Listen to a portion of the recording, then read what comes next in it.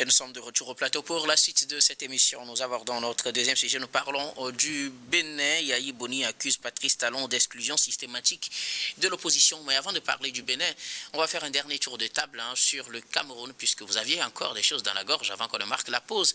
On revient donc avec vous. Avant d'aborder le Bénin, je reviens avec vous, Louis Kamako. Que retenir du cas du Cameroun? Non, mais je suis parfaitement d'accord avec Samir quand il dit que ça ne revient pas en fait au ministre en charge de l'administration territoriale de faire une telle sortie.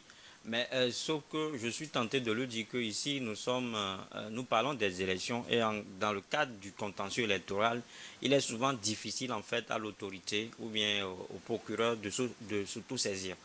Donc il faut qu'on aille avec un peu de retenue. Il ne revient pas forcément en fait au procureur de la République de se saisir d'un tel dossier. Et comme je l'ai dit, et puis j'ai dit tout à l'heure que cette sortie-là, cette déclaration du ministre en charge de l'administration territoriale, c'est une stratégie propre en fait à ce gouvernement-là de décourager ou bien d'essayer d'émousser la foule, justement. Donc je crois que à part cela, tout ce que tu as dit, tu as parfaitement raison, mais aujourd'hui, Bakary Tiroma doit savoir qu'il est victime de ses propres turpitudes, parce que je disais tout à l'heure qu'il a été l'un des pionniers justement de ce gouvernement-là. Il a de cela 4 mois, il est le porte-parole, en fait, le ministre de la communication de ce gouvernement. Donc c'est pour ça qu'il nous est toujours conseillé que quand on est aux affaires, il faut qu'on pense à mieux faire les choses. Maintenant, tu as essayé de faire une petite comparaison en disant que un peu partout dans le monde, les gens contestent les élections, ils ne sont pas inquiétés. Ici, il est question du respect des lois. Le test constitutionnel en vigueur au Cameroun dit qu'aucun électeur ou bien qu'aucun candidat n'a les prérogatives en fait de s'autoproclamer. C'est de ça qu'il est question. Sinon, on a vu, les gens ont contesté les élections au Togo, ça leur a failli l'exil. Voilà. Merci beaucoup. À vous, Louis Kamako. Constant Lemo. Oui, je voulais relever 2 éléments. D'abord, il revient évidemment au gouvernement de rappeler les manifestants à l'ordre. Il revient à la puissance publique, la responsabilité du maintien de l'ordre et de la sécurité dans le pays. Le ministre de l'administration territoriale, il se serait bien exprimé qu'il serait dans son rôle dans la mesure où ce ministère est la tutelle de l'organe chargé d'organiser les élections et de proclamer les résultats. Sauf qu'il s'est mal exprimé. C'est ça son problème. Le contenu et le mode d'expression lui a complètement échappé. C'est ce que nous reprochons. Mais je voudrais attirer l'attention de mon jeune frère Samir, que la longévité au pouvoir ne signifie pas qu'on ne peut pas gagner les élections organisées. Ça, c'est absolument à écarter dans la mesure où, quand vous observez les 53% que Paul Biya a obtenu, cela signifie justement le vieillissement du régime, une contestation un peu plus grande de sa gouvernance, mais encore la majorité lui a accordé ses voix.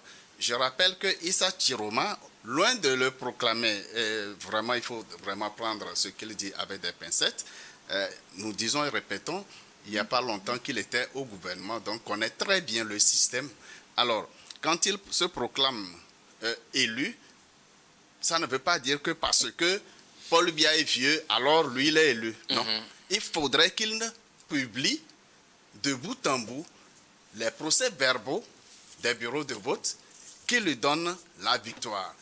Quand les plaintes ont été déposées devant le Conseil constitutionnel, ces plaintes ont été tout simplement écartées dans la mesure qu'elles ne contenaient pas des éléments suffisants pour qu'il soit déclaré élu ou bien que l'élection soit déclarée, non crédible.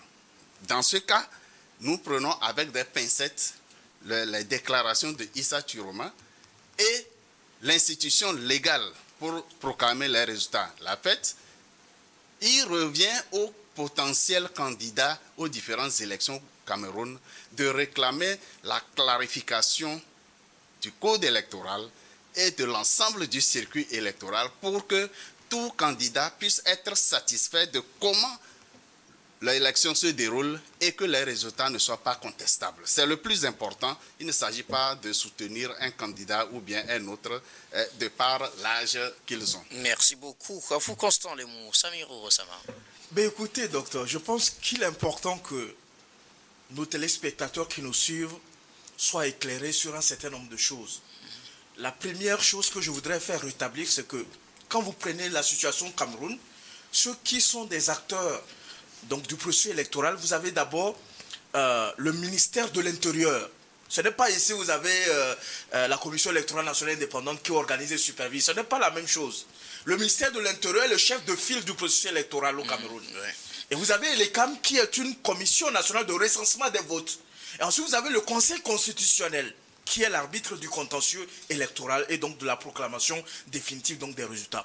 Donc je pense qu'il faut faire extrêmement attention parce que M. Njim, qui est ministre de l'Intérieur, qui est en même temps un acteur clé dans l'organisation des élections, ne peut pas être jugé parti en même temps. C'est-à-dire qu'il ne peut pas être celui qui organise, en même temps celui qui arbitre. C'est pas démocratique. C'est pas bien pour le processus électoral au Cameroun. Donc les électeurs et la population, notamment les acteurs politiques, ne peuvent pas faire confiance donc, dans ce sens-là au processus électoral. Deuxième élément, je pense que vous avez occulté cette partie de la vérité. Vous avez oublié aussi de rappeler que M. Chiroma, sous le régime Biya, fait 6 ans en prison. Il est victime de ce régime avant de rejoindre le camp. Ça veut dire qu'il a soufflé le chaud, le froid sous ce régime-là. Donc, il connaît les deux côtés du régime. C'est quelqu'un qui a guéri, ce n'est pas un novice en politique. Mais ça ne le fait pas président élu. Et il est porté par une plateforme de 50 partis politiques. Ce n'est rien du tout. Ce n'est pas rien, comme on le dit véritablement. Mais il n'a jamais dit qu'il était président de la République. Je pense qu'il faut faire extrêmement attention par rapport aux mots que nous utilisons. Non, il a dit qu'il a gagné les élections. Non, le jeu des mots, c'est vraiment important. Quand vous étiez en train de parler, je me suis tué. Il a dit qu'il a remporté les élections. Et il n'est pas la seule personne à avoir remporté les élections. Pour terminer, sur ce que lui a dit, que oui, dans une situation comme le Cameroun, oui, le gouvernement peut prendre les dispositions pour enclencher les poursuites. Mais c'est faux. Donnez-moi un texte de loi, la Constitution, le code pénal camerounais, le code de la procédure pénale, le code de la procédure... Donnez-moi un texte qui dit que le gouvernement a les capacités de poursuite. Il n'en a pas. Ni aujourd'hui, ni demain. Le gouvernement, le ministère public qui poursuit. Et celui qui représente le ministère public, c'est le procureur de la République.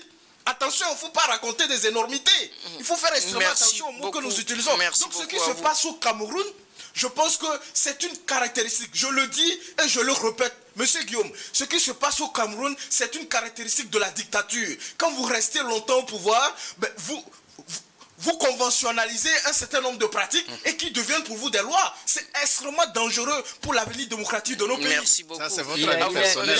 Merci.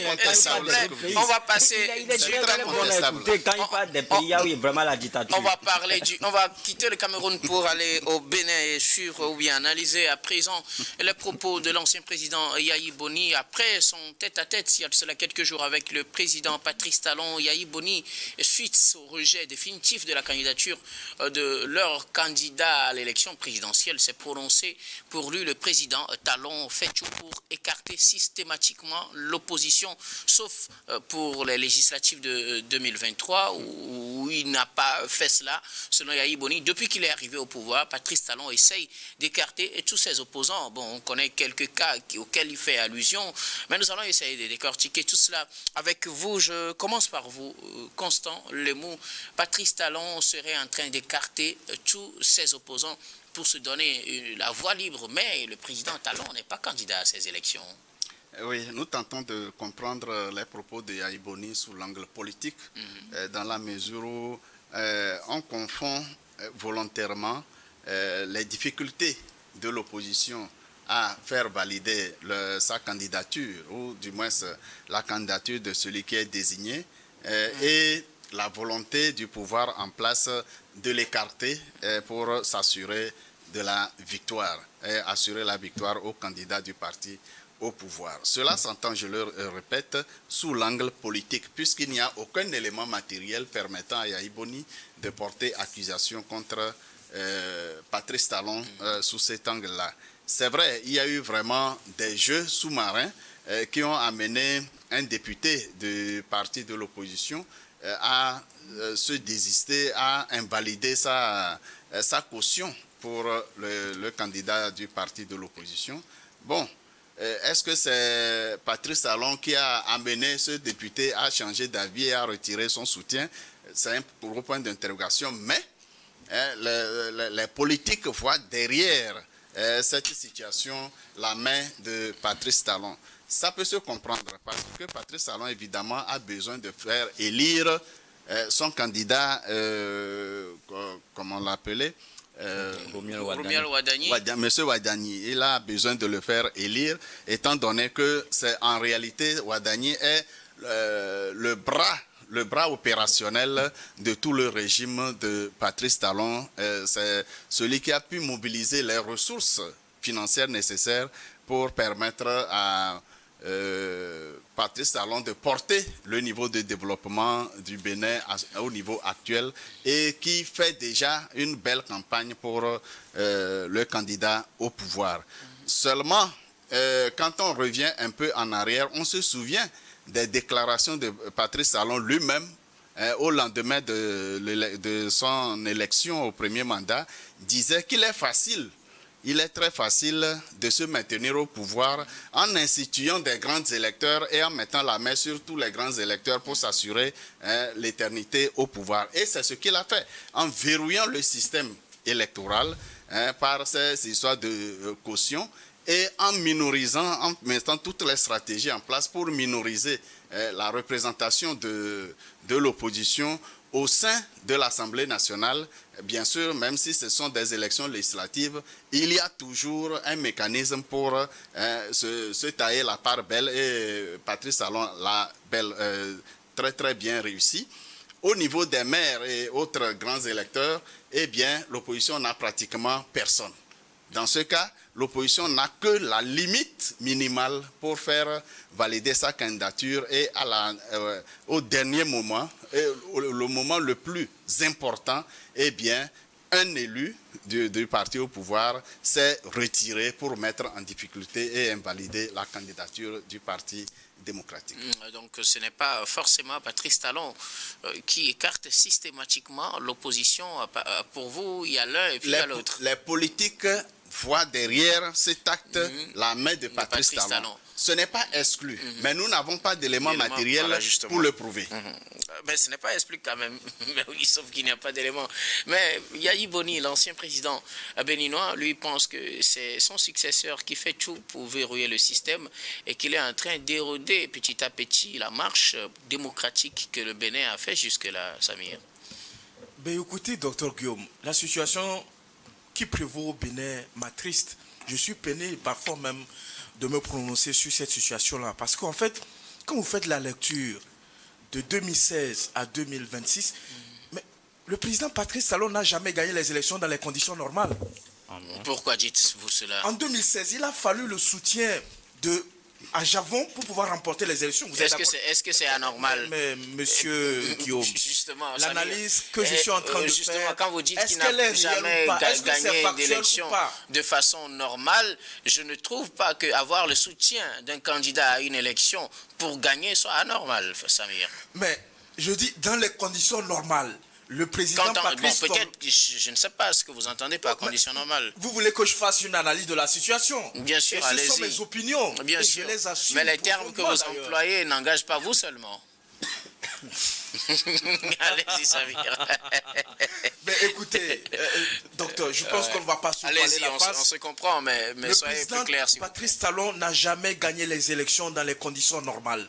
Je veux vous prouver cela. En 2016, Sauf que l'argument de 2016 n'est pas valable. À la fin de mon analyse, vous direz si vous êtes d'accord ou pas. Ce n'est pas mon droit d'ailleurs de dire cela. En 2016, le président Patrice Talon a eu recours au soutien de monsieur Ajavon. Oui. Et vous savez comment ils ont fini véritablement leur collaboration. Après cette élection-là, l'élection qui a suivi, vous avez vu dans quelles conditions Ils sont passés, ils sont allés à l'élection présidentielle. Il a fait tout et tout pour que Dame Rekiatou Madougou ne se retrouve pas sur le terrain pour mener campagne. Elle était en prison, vous vous rappelez bien. Il y avait une accusation contre Ricky Amadjougou. On ne va pas revenir sur le justement, si vous ne voulez pas revenir sur l'accusation, Samir. Il a tout fait pour mettre cette dame-là hors course véritablement. Et il s'est assuré de gagner ces élections-là. C'est le même scénario qui est en train de se passer, sauf que cette fois-ci, il est très malin. Mais c'est quelqu'un qui est en train d'utiliser la loi pour écarter ses potentiels candidats. D'abord même, la question du parrainage. Et c'est une problématique en droit. Beaucoup considèrent ce système-là comme antidémocratique. Parce qu'en fait, quand vous regardez les grandes démocraties, dites-moi où c'est pratiqué. La France dont nous nous inspirons, le droit français. On n'est pas obligé de faire la même chose que la France. Mais attendez, docteur Guillaume, si vous me coupez à chaque fois. Mais quand vous me donnez des cas, permettez que je réagisse au cas que vous donnez. Vous pourriez faire votre commentaire. Allez-y, véritablement. Mais si nos pays africains, francophones d'ailleurs, nous nous inspirons du droit français. La vie démocratique, la vie constitutionnelle, les constitutions que nous adoptons, quand vous regardez, c'est calqué sur la constitution française véritablement.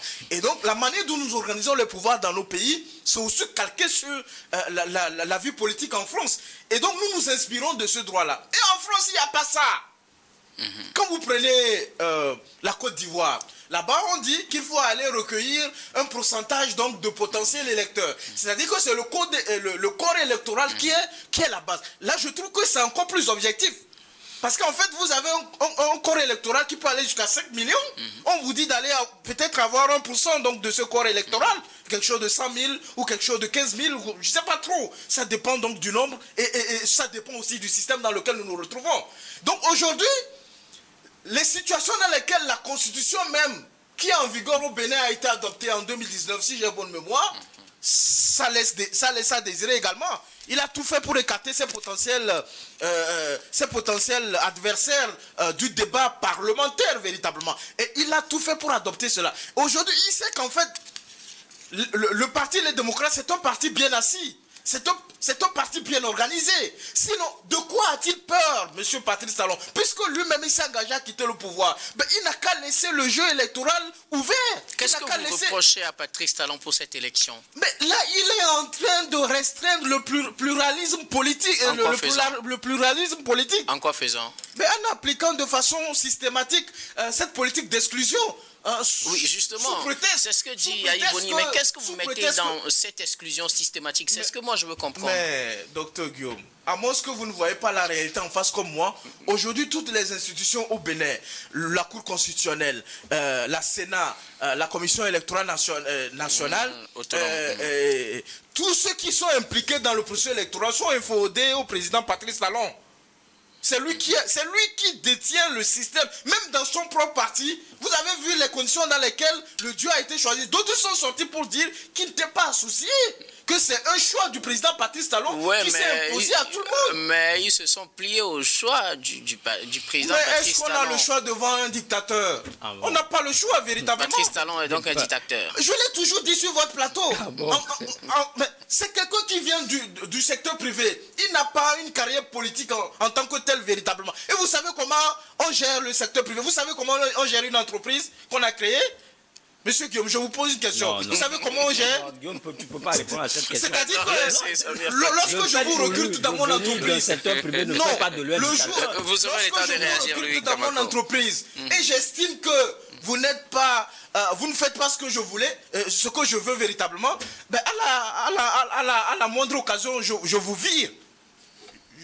Je vous exclue véritablement du système. Et depuis 2016, c'est comme ça que M. Patrice Talon est en train de gérer le Bénin. Et donc Yahi Boni a raison de se plaindre de cette situation. Il a parfaitement raison sur toute la ligne. Je pense qu'il a rappelé un certain nombre de Ce n'est pas plutôt un manque de leadership qui a manqué, qui a fait le problème au niveau des démocrates? Vous voulez qu'on multiplie les exemples sur le continent africain? Je pose une question. Ce n'est pas un problème de leadership des exemples, qui a manqué. Comment on débauche les leaders politiques de l'opposition? C'est une caractéristique de la dictature. Je répète encore, c'est une caractéristique parce que quand vous êtes incapable de battre votre adversaire sur le terrain politique, qu'est-ce que vous faites? Vous allez même dans son propre camp, parce que vous avez l'argent, puisque c'est vous qui avez le pouvoir de l'argent, vous utilisez les moyens de l'État pour déstabiliser ce parti-là. Sinon, mais c'est ce qu'a subi le parti Les reprochez Démocrates au président Yahya Boni? Qu'est-ce qu'il a fait en tant que leader, en laissant le débat ouvert, je ne lui en mettant en reproche place rien. une commission pour choisir le duo et tout cela? Est-ce qu'il a géré le parti en dictateur et tout? Est-ce qu'il a imposé son choix? Non. Le choix, c'est véritablement ressorti à la suite donc des travaux. Sauf que justement, certains pensent que c'était un choix imposé. C'est pourquoi les députés ont retiré sa candidature. Un député qui a été élu grâce à son parti, c'est de l'ingratitude. Merci beaucoup à vous, Samir Orosama. Louis Kamako, vous n'êtes pas du tout du même avis. Non, mais le président Patrice Talon n'a pas mijoté des Samir choses. parler, c'est comme si Patrice Talon a dirigé le Bénin comme une épicerie. Ça n'a jamais été le cas. C'est comme si toutes les décisions ou bien tout ce dont on est en train de débattre est une décision sortie de nulle part. Ce sont des décisions contenues dans le texte constitutionnel. Il y a une réforme politique qui a été opérée en 2019. Et vous savez les conditions dans lesquelles ces textes ont été adoptées. Les conditions, avec l'exclusion d'une grande partie de l'opposition. Tu m'excuses en fait. Les conditions, je m'en moque. D'autant plus que le texte en question a été adopté à l'Assemblée nationale. Là, je pense que dans un État démocratique, c'est ce qu'il y a lieu de faire. Dictatures que vous dénoncez là, les textes ne sont pas adoptés, les députés ont analysé et voté de telles réformes. Donc, ça ne revient pas aujourd'hui, en fait, à un ancien président de venir s'attaquer justement à un président en exercice. Le fait déjà, ça personnalise le débat. Et quand vous voyez que le parti en soi a été confronté au même problème ou bien à la même difficulté en 2021 et jusque-là ne sait pas s'y prendre justement pour remédier à cela, ça veut dire que c'est un parti qui est désorganisé sur toute la ligne. Vous m'excusez? C'est un problème plutôt au niveau des démocrates. C'est un problème interne en fait, c'est un problème au niveau des démocrates. C'est-à-dire que c'est un parti qui en manque de leadership. C'est un parti dont en fait les premiers dirigeants n'ont pas la même mise en fait pour décider. C'est de ça qu'il est question. Aujourd'hui, tout le monde pointe du doigt, c'est-à-dire que Michel Sodinou, lui, il a peut-être accepté en fait d'être considéré comme le Judas Iscariote en fait. Mais est-ce que quelque part il n'y a pas des choses à reprocher au député Sodinou aussi? Des choses à lui reprocher, oui. Mais Samir parle d'ingratitude. De la part de qui? Ingratitude de la part de Sodinou.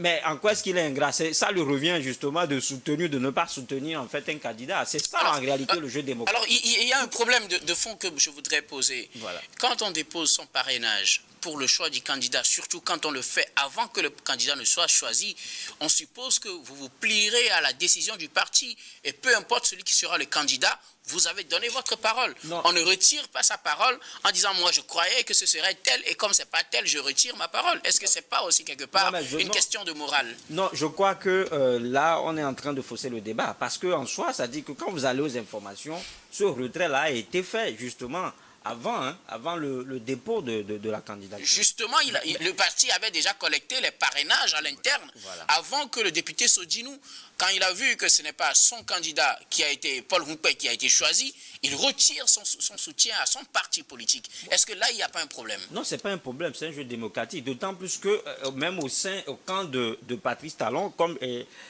Samy le disait tout à l'heure, il y a des voix qui contestent en fait la désignation. Mais ils ne sont pas allés jusqu'à retirer leur parrainage. Oui. Et surtout dans ce cas, vous savez qu'un seul retrait pénaliserait tout le parti. Oui, justement, ça dépend. C'est pour ça que je dis que c'est un jeu ouvert.